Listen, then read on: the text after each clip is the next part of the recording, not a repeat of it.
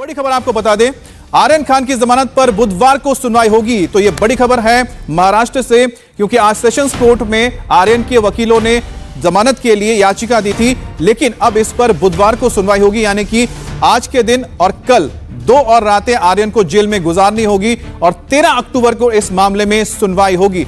Sessions court में जमानत की अर्जी दी गई थी, लेकिन जैसा कि हमारे संवाददाता में बता रहे थे कि वहां पर एक प्रोविजन यह होता है कि एनसीबी से पूछा जाता है कि अगर उनके सामने आर्यन के वकील ने जमानत याचिका दायर की है तो उस पर उनका जवाब क्या है, क्या रिप्लाई है। तो रिप्लाई की वजह से हो सकता है कि वक्त मांगा गया हो एनसीबी की ओर से, और अब इस मामले में 13 अक्टूबर को सुनवाई होगी। कि जैसा माना जा रहा था कि क्या आज आर्यन को बेल मिल सकती है, जमानत मिल सकती है, लेकिन आपको बता दें कि अब 2 और रातें गुजारनी होगी आर्यन खान को जेल में। आर्थर रोड जेल में फिलहाल वो अभी बंद हैं और उनके साथ जो तमाम दूसरे आरोपी हैं उन्हें भी रखा गया है। सिर्फ जो उसमें महिलाएं पकड़ी गई थी उन्हें बाईकला के जेल में रखा गया है। तो बड़ी खबर आपको बता दें, आर्यन खान के मामले में अब सुनवाई होगी बुधवार को और आर्यन खान को 2 और दिन और 2 रातें उन्हें अब गुजारनी होगी आर्थर रोड जेल में। आपको बताएं, उनके जो वकील हैं सतीश मानशिंदे, आज वो खुद कोर्ट में मौजूद थे। इससे पहले वहां पर उनके जो दूसरे वकील थे उन्होंने किला कोर्ट में जमानत अर्जी दी थी, लेकिन वहां पर उस अर्जी को सुना नहीं गया था। उन्होंने कहा गया था कि आप सेशंस कोर्ट जाइए, और क्योंकि शनिवार रविवार कोर्ट बंद था इसलिए उनको इंतजार करना पड़ा 2 दिन और उसके बाद आज सोमवार को उन्होंने फिर से जमानत याचिका जो दायर की थी सेशंस कोर्ट में, उस पर सुनवाई हुई। लेकिन उसमें भी अब 13 तारीख को, मतलब कि बुधवार को इस पर सुनवाई होगी। और ऐसा माना जा रहा है, क्योंकि इसको लेकर और भी अपडेट आएंगे कि आखिर क्या वजह है कि आज इस पर सुनवाई नहीं हुई है। सुनवाई 13 तारीख को हुई है। उसका एक वजह यह हो सकती है कि एनसीबी से पूछा गया हो कि आपका इस पर क्या कहना है, और वो रिप्लाई देने के लिए एनसीबी ने हो सकता है कि 2 दिन का वक्त मांगा हो। और यही वजह है कि अब इसकी जो सुनवाई होगी आर्यन खान की जमानत अर्जी पर, वो बुधवार को होगी। इस पूरे मामले में अब तक कई लोगों की गिरफ्तारी हो चुकी है और पुलिस लगातार रेड भी कर रही है, और इसमें कुछ 2 विदेशी नागरिक भी पकड़े गए हैं। नाइजीरियन 2 लोगों को गिरफ्तार किया गया है जिनका इन्वॉल्वमेंट इसमें ड्रग्स को लेकर है। इसके अलावा कई और लोगों का भी कनेक्शन सामने आया है, जिसमें एक कनेक्शन मिला है जो अरबाज मर्चेंट है, उसके साथ जिस व्यक्ति का ये कह सकते हैं कि संबंध था, जो उसको ड्रग्स सप्लाई करता था, उसे गिरफ्तार किया गया है। 1-2 जगह पे और यहां पर पुलिस ने रेड मारी है, एनसीबी ने रेड की थी। और साथ ही साथ इसमें तो आपको सतीश मानसिंह की जरा बात सुनाते हो, क्या कह रहे हैं। On Wednesday at 11 o'clock. Okay. Thank you very much for all your help. Sir Hindi में बताएंगे। बुधवार को 11 बजे सुनवाई होगी, क्योंकि एनसीबी ने उन्होंने बताया, उनके वकीलों ने बताया कि उनको रिप्लाई फाइल करना है। बुधवार को हम सुनवाई करेंगे, ऐसे जज साहब ने डायरेक्शन दिया है।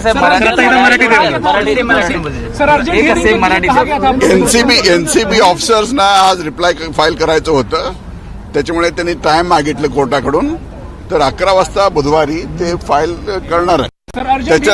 त्याच्यानंतर होईल। No questions. तो आप सुन रहे थे, आर्यन के वकील सतीश मानशिंदे ने कहा है कि अब बुधवार को 11 बजे इस मामले पर सुनवाई होगी। और जैसा कि हम आपको बता रहे थे कि कोर्ट में यह हो सकता है कि एनसीबी ने कहा है कि उनको रिप्लाई करने के लिए 2 दिन का वक्त चाहिए, और यही वजह कि बुधवार को अब इस पर सुनवाई होगी। राजेश, आज सुबह हम जिस बात का जिक्र कर रहे थे, आपने भी बताया था कि एनसीबी हो सकता है कि वक्त मांगे, वही हुआ। अब सुनवाई होगी बुधवार को, जो आपने बात कही थी वही बात निकली सी। बिल्कुल, आर्यन खान के लिए अच्छी खबर नहीं है। सेशन कोर्ट से आज के दिन जो खबर आई है वो बिल्कुल ही शाहरुख खान और उनके बेटे आर्यन खान के लिए अच्छी नहीं है, क्योंकि आज की रात और कल की रात उन्हें जेल के अंदर ही बिताना पड़ेगा, क्योंकि बुधवार सवेरे अब सुनवाई होगी इस पूरे मामले की। एनसीबी ने 7 दिन का समय मांगा था हमें, लेकिन 2 दिन का वक्त जो है वो कोर्ट ने दिया है। राजीव सिंह हमारे संवाददाता कोर्ट के अंदर मौजूद थे, उनसे हम बात करते हैं। एनसीबी ने क्या कहा राजीव, और सतीश मानशिंदे और अमित देसाई भी आर्यन खान के लिए अपेयर हो रहे थे, उनका क्या तर्क था? देखिए, स्पष्ट तौर पर सबसे पहले उन्होंने ये बात कही कि इस पूरे बेल एप्लीकेशन को मंजूर किया जाए, सुनवाई होनी चाहिए, बेल मिलना चाहिए, क्योंकि आर्यन खान के पास से कोई भी ड्रग्स मिला नहीं था, रिकवरी नहीं मिला था। लेकिन उसी दरमियान एनसीबी के वकील ने स्पष्ट तौर पर यह कहा कि हमें कम से कम 7 दिन का समय दीजिए। जैसे ही 7 दिन की बात उन्होंने कही तो तमाम जो बचाव पक्ष के वकील थे एक साथ खड़े हो गए और उन्होंने ये कहा कि हमारे जो मुवक्किल हैं उनका क्या होगा। इस पूरे मामले में सिर्फ खान पर चर्चा हो रही है।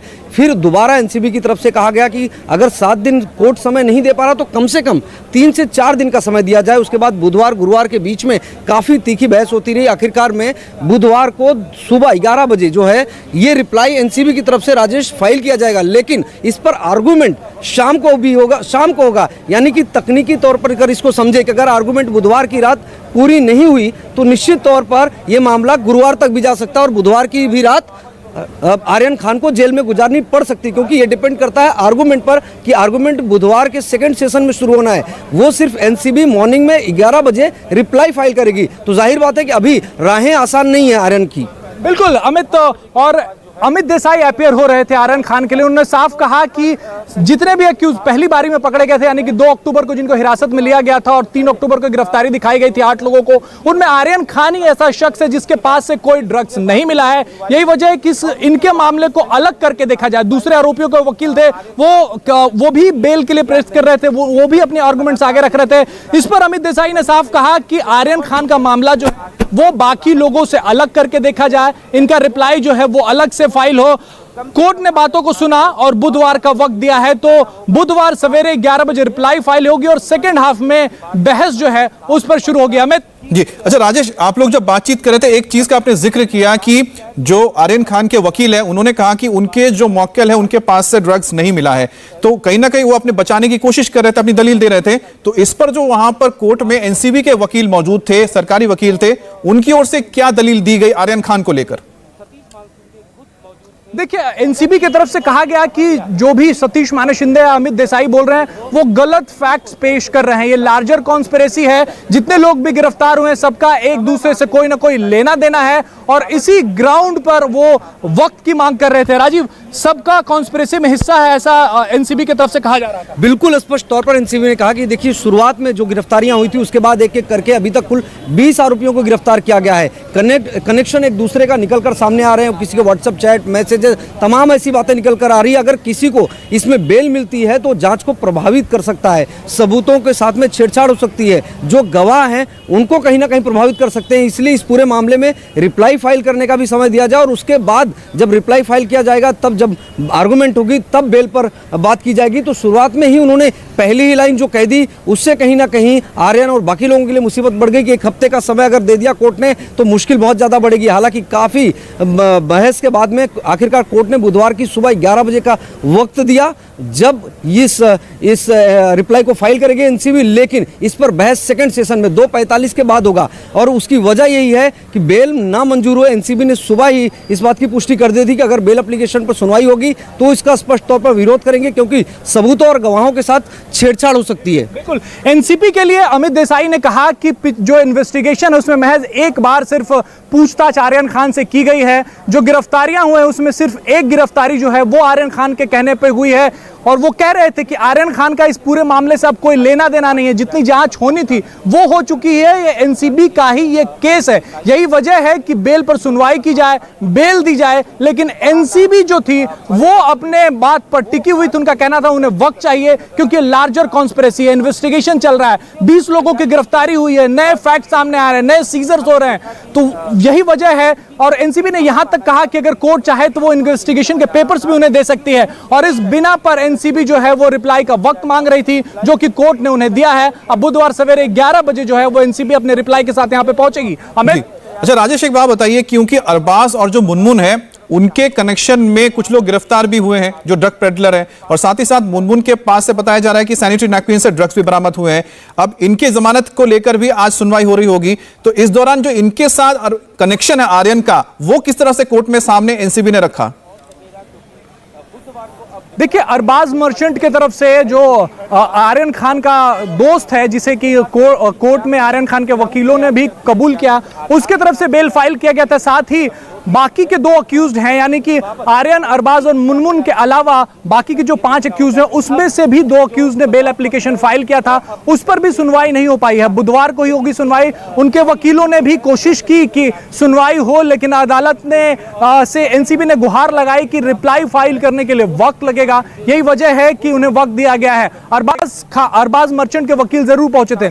अरबाज मर्चेंट और मुनमुन धमेचा दोनों के पास से ड्रग्स बरामद हुआ है। तो अरबाज मर्चेंट के पास से 6 ग्राम चरस बरामद हुआ है, जबकि मुनमुन धमेचा के पास से एमडीएमए के पिल्स जो हैं, एक्सटेसिव पिल्स जो हैं, वो बरामद हुए हैं। तो उन पे जो आरोप है वो आर्यन खान से ज्यादा संगीन है, क्योंकि आर्यन के पास से ड्रग्स बरामद नहीं हुआ है। ये एनसीबी का ही केस है। और आर्यन पर आरोप है कि उनके मोबाइल चैट्स हैं उसमें लार्जर कॉन्स्पिरेसी जो है वो दिखती है, बड़े ड्रग रैकेट का जो है वो हिस्सा जो है वो होते हुए दिख रहे हैं। अरबाज और मुनमुन के वकील मौजूद थे कोर्ट में, क्या उन्होंने भी अपने बेल एप्लीकेशन के लिए कोशिश की कि उस पर सुनवाई हो? बिल्कुल, देखिए अरबाज के भी वकील मौजूद थे, मुनमुन के भी वकील मौजूद थे। इनके वकीलों ने तर्क रखा था कि अगर आर्यन खान की बेल एप्लीकेशन पर सुनवाई हो रही है तो इनके भी मुवक्किल की सुनवाई होनी चाहिए, बेल एप्लीकेशन मंजूर होनी चाहिए।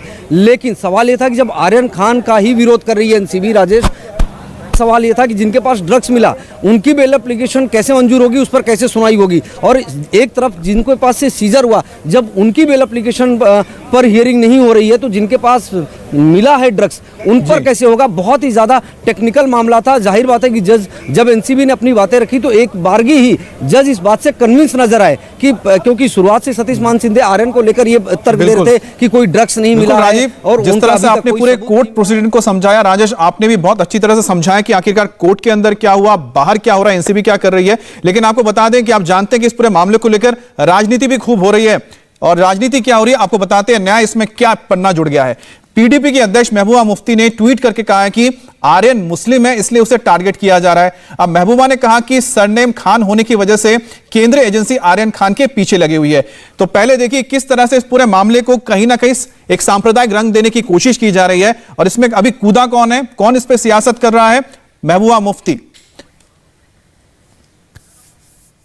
इंडिया टीवी हर वक्त हर जगह डाउनलोड करने के लिए सर्च करें India TV news Google play store या ऐप स्टोर पर।